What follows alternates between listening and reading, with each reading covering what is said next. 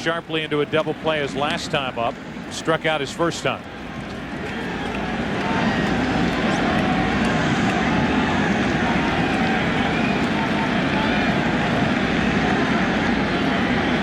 Homered off Messina in game 1. 0-2. So many ways that Messina can go. Now to Ortiz as Grady Little talks to Tim Wakefield. He also talked to Doug Mirabelli. I mean, he hit a 4-pitch 7th inning, 3 up, 3 down. So I would suspect he'll be back out there in the 8th inning. And nobody warming up for the Red Sox in their bullpen. That's just wide, 1-2. And on the other side, the Yankees, should they grab a late lead, Mariano Rivera is available for 2 innings here tonight.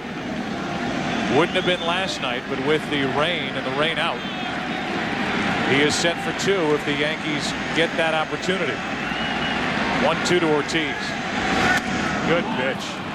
Fastball ties him up. That's 10 strikeouts for Messina, who, if he had any responsibility in it came from reputation and history, but he did absolutely nothing but keep his emotions under control, his game in check, and pitched brilliantly for the victory, his last time ever here at Fenway Park.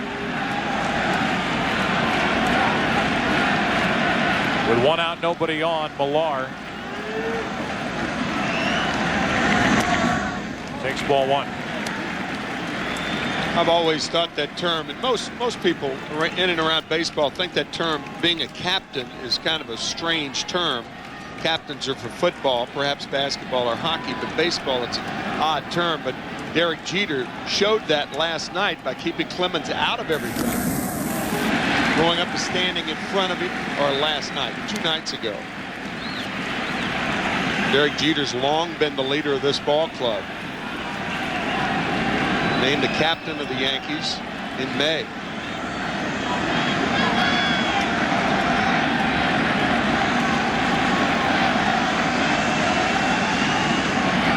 Here's a 2-1. 3-1. The time that was really thrust on Joe Torre. That designation by George Steinbrenner. Basically naming Derek Jeter the captain. Couldn't have picked a better guy. Here comes a 3-1 pitch with 1 out, nobody on. Millard took ball 4. Messina wonders where that missed. Here's Trot Nixon, who homered to center his last time up. He's 2 for 2.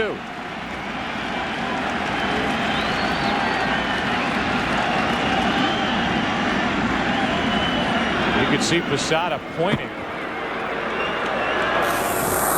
to the right side of the field before that pitch was delivered, and Messina eventually stepped off. I think what happens is Posada saw Millar right there. You could see him checking, and now he tells Messina to check Millar. Don't let him get off of there and take a walking lead. You don't want to tell your pitcher that when he's in his stretch, because you could cause a balk, but make sure you tell him before the signs are delivered.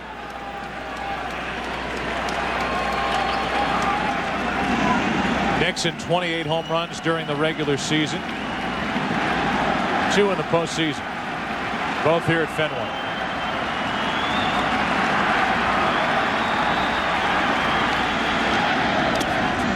What a save by Posada. Keeps the double play in order as he got enough of a glove on it to keep it at the plate. Yeah, that was a terrific play by Posada. Very difficult going to his right, trying to square up to keep the ball out in front of him.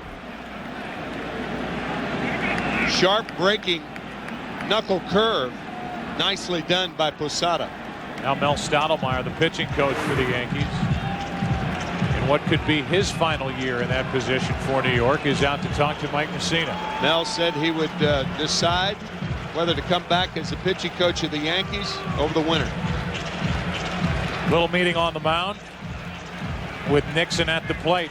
Best view of tonight's game is from up above. The Hood Lightship. Hood Dairy will donate $300 to children's hospitals throughout New England for every home run, double play, and strikeout made by the Red Sox during the ALCS at Fenway Park. Tonight, the Red Sox have hit 2 home runs. Wakefield has struck out 8. The Red Sox have turned one double play as Felix Heredia, the left-hander, gets loose for New York. Red Sox hitters might go out and help carry Heredia into the game if the Yankees are willing to take Messina out. A 1-0 on the outside corner. 1 ball, 1 strike. Thought Messina caught a break there. That ball did not look like it was on the plate. May have been a splitter. Losada sitting away.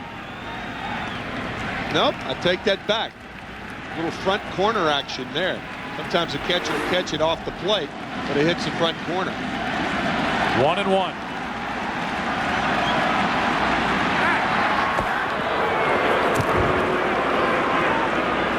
Millar doesn't run much and doesn't run all that well. 3 out of 5 in the stolen base department, in case you're wondering. The Yankees seem awfully bothered by Millar over at first.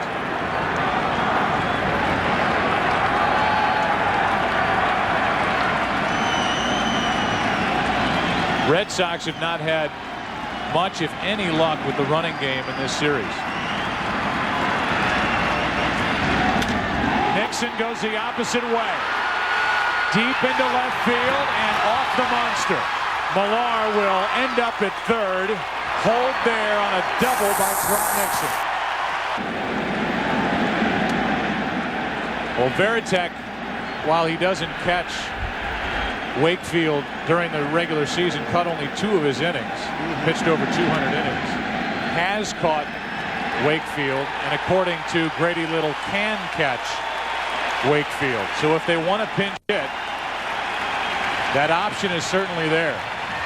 And here comes Varitek jogging out of the bullpen with all eyes on him. He's coming in to hit. He needs a U-Haul for all that stuff. He's got shin guards on and a bag full of equipment.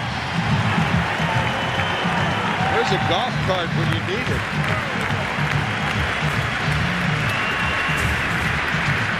So Varitek caught the attention of these fans. They're standing and applauding. And Mirabelli, it appears, will be lifted for a pinch hitter, and there is no action for the Red Sox out in their bullpen. But Mirabelli is not coming to the plate. They're waiting for Varitek, so Mirabelli is finished, going 1 for 2. What's amazing to me is if the Yankees don't have that meeting at the mound, does it give Varitek time to even get ready to hit? Got a long way to go. Well, the reason that the Red Sox are in this situation was that play by Hideki Matsui. Yastrzemski, there was nobody better at playing the monster than Carl Yastrzemski. But Matsui has learned in a hurry. Watch him go back and appear. He squares up. He appears. He even looks at second base. That holds Millar for a second, allowing Matsui to get the ball back in time to hold Millar at third. And not only deking him, but putting himself in a position to make a good play on the ball. Yeah, that's right. If that ball gets away from him at all, Millar would have scored. But it took a bounce directly over his head, and he was there to make the play to hold Millar at third. Now after the intentional pass, it's bases loaded, 1 out, and Varitek, after that long run in from the bullpen, is finally ready to hit.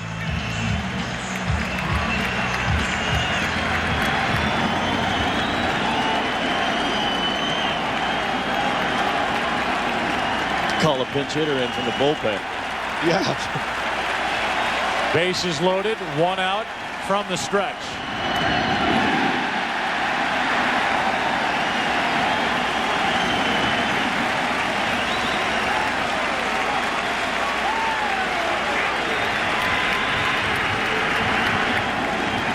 Varitek, who has come up with so many important hits for the Red Sox over the years, has been rock solid also behind the plate as their catcher.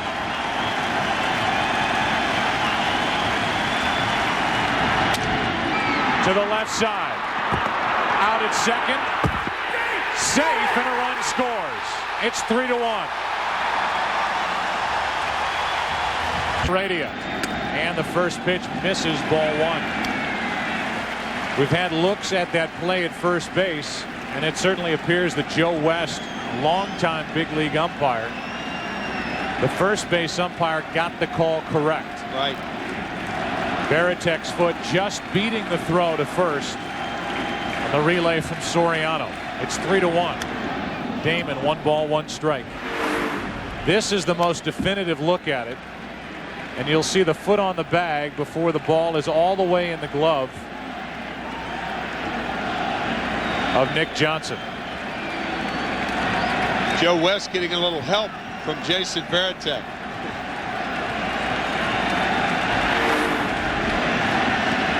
Runners at the corners, 2 out.